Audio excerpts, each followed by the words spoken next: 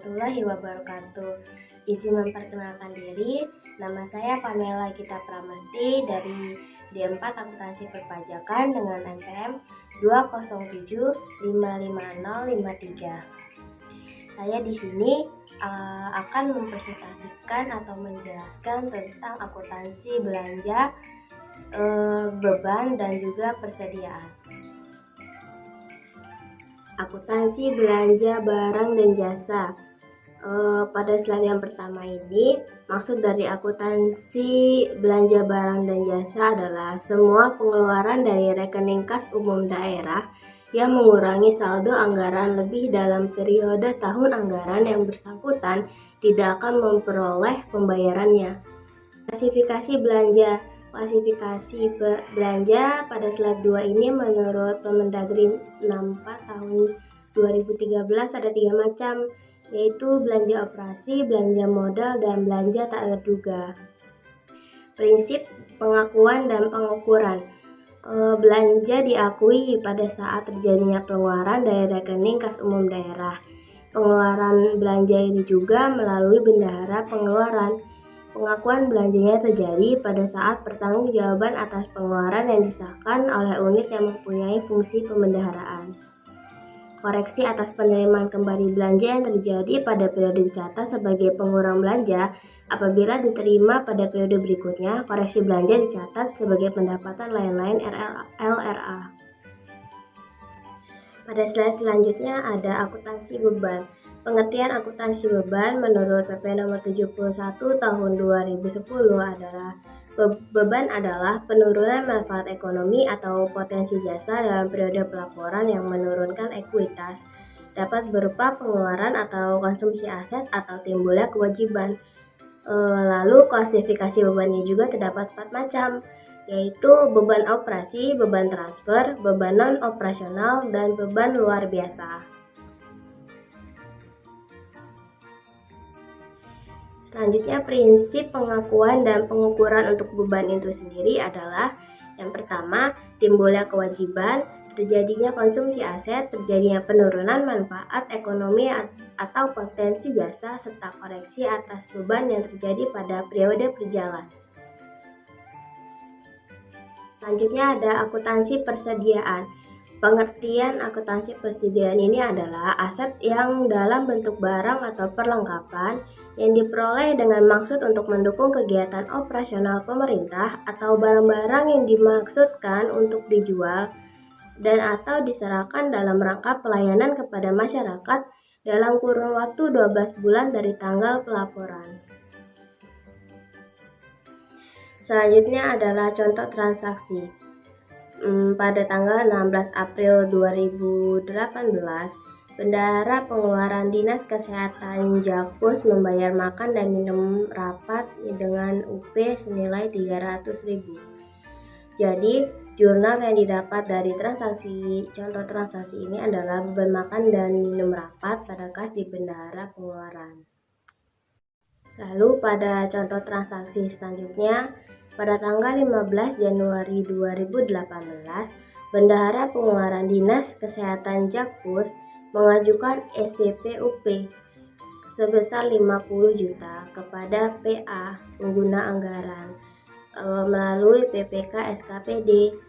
Pada hari yang sama, PPK SKPD menerbitkan surat perintah membayar atau SPM yang diotorisasi atau disetujui dan langsung diserahkan oleh PA ke BUD.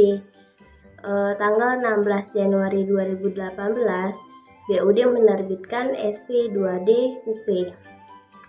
Jadi jurnal yang didapat pada transaksi ini yaitu kas di Bendahara Pengeluaran Rp 50 juta pada RK PPKD Rp 50 juta. Transaksi selanjutnya yaitu pada tanggal 2 Maret Dinas Kesehatan DKI Jakarta membawa SPJ ke BUD atas penggunaan uang persediaan untuk program SKPD pada bulan Februari. Bendahara Pengeluaran Dinas Kesehatan mengajukan SPPGU atau Surat Permintaan Pembayaran Ganti Uang Rp 40 juta. Pada tanggal 3 Maret, BUD menerbitkan SP2D untuk GU. GU itu ganti uang. Jadi jurnal yang didapat dari transaksi yang di atas adalah kas di bendahara pengeluaran pada RKPBKD Rp 40 juta. Kenapa kita dapat jurnal kas di bendahara pengeluaran pada RKPBKD? Karena di sini bendahara pengeluaran Dinas Kesehatan itu dia yang mendapatkan dana cair dari BUD. BUD itu kan sama aja dengan pusatnya, yaitu PPKD-nya. Jadi dia masuk jadi uang yang didapat itu sama aja pendapatan masuk ke bendahara yang pengeluaran itu, sedangkan di kreditnya RKPPKD. Lalu pada contoh transaksi selanjutnya, dikarenakan kondisi pandemi, Dinas Kesehatan memerlukan tambahan uang untuk membeli APD, yaitu senilai 30 juta. Pada tanggal 3 Maret, bendahara mengeluarkan SPPTU. Pada tanggal 6 Maret, BUD menerbitkan SP2D untuk TUUP. Jadi jurnal yang didapat pada transaksi ini yaitu kas di bendahara pengeluaran pada RKPPKD.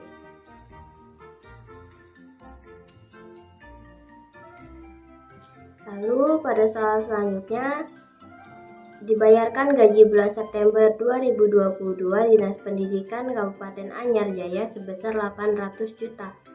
Mekanisme ini menggunakan LS, yaitu langsung.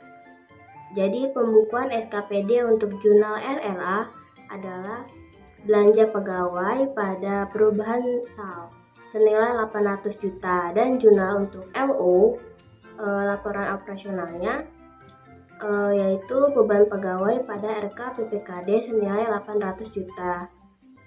Lalu ada pembukaan untuk PPKD-nya sendiri, yaitu jurnal LO-nya RKPPKD pada kas daerah senilai 800 juta.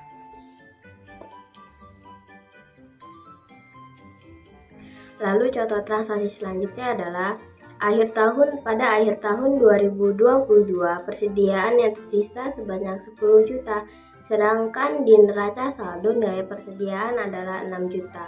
Jadi jurnal LO-nya adalah persediaan pada beban persediaan senilai 4 juta. Kenapa 4 juta? Karena persediaan tersisa sebanyak 10 juta, sedangkan pada neraca saldo 6 juta. Untuk membalanskan supaya dia 10 juta, maka jurnal yang dicatat adalah persediaan pada beban persediaan senilai 4 juta.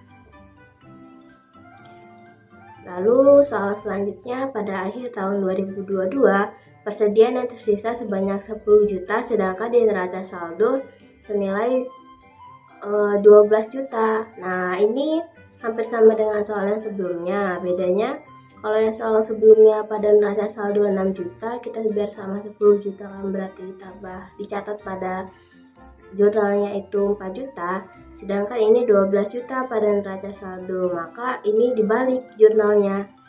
Beban persediaan itu di atas di debit, sedangkan persediaannya di kredit senilai untuk beban persediaan 4 juta dan persediaan 2 juta. Pada contoh transaksi selanjutnya, pada akhir tahun UP Dinas Kehutanan DKI Jakarta tersisa 15 juta. UP itu uang persediaan. Jadi pada akhir tahun UP Dinas Kehutanan DKI Jakarta itu masih ada 15 juta. Jadi jurnal untuk transaksi kali ini adalah RKPPKD pada kas di bendahara pengeluaran. Karena uang sisa yang diperoleh dari bendahara pengeluaran itu dikembalikan lagi ke pusatnya, yaitu BUD. Jadi jurnal yang didapat itu RKPPKD pada kas di bendahara pengeluaran. Sekian dari saya. Wassalamualaikum warahmatullahi wabarakatuh.